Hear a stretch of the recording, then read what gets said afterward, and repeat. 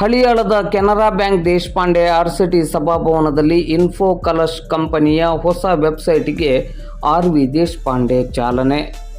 ತಂತ್ರಜ್ಞಾನ ಕ್ಷೇತ್ರದಲ್ಲಿ ಮುಂಚೂಣಿಯಲ್ಲಿರುವ ಇನ್ಫೋ ಕಲಶ್ ಕಂಪನಿಯ ಹೊಸ ವೆಬ್ಸೈಟ್ಗೆ ಶಾಸಕರು ಹಾಗೂ ರಾಜ್ಯ ಆಡಳಿತ ಸುಧಾರಣಾ ಆಯೋಗದ ಅಧ್ಯಕ್ಷರಾದ ಆರ್.ವಿ. ದೇಶಪಾಂಡೆ ಅವರು ಹಳಿಯಾಳ ಪಟ್ಟಣದ ಕೆನರಾ ಬ್ಯಾಂಕ್ ದೇಶಪಾಂಡೆ ಆರ್ಸಿಟಿ ಸಂಸ್ಥೆಯ ಸಭಾಭವನದಲ್ಲಿ ಇಂದು ಶನಿವಾರ ಮಧ್ಯಾಹ್ನ 12:30 ಗಂಟೆ ಸುಮಾರಿಗೆ ಚಾಲನೆಯನ್ನು ನೀಡಿದರು.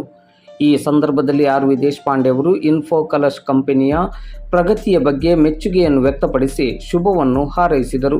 ಕಂಪನಿಯ ಸಂಸ್ಥಾಪಕರಾದ ರಮೇಶ್ ರಾವ್ ಕುಲಕರ್ಣಿ ಅವರ ಜೊತೆ ಕಂಪನಿಯ ಕಾರ್ಯವೈಖರಿ ಮತ್ತು ಹೊಸ ತಂತ್ರಜ್ಞಾನದ ಬಗ್ಗೆ ಆರ್.ವಿ. ದೇಶಪಾಂಡೆ ಅವರು ಮಾಹಿತಿಯನ್ನು ಪಡೆದುಕೊಂಡರು.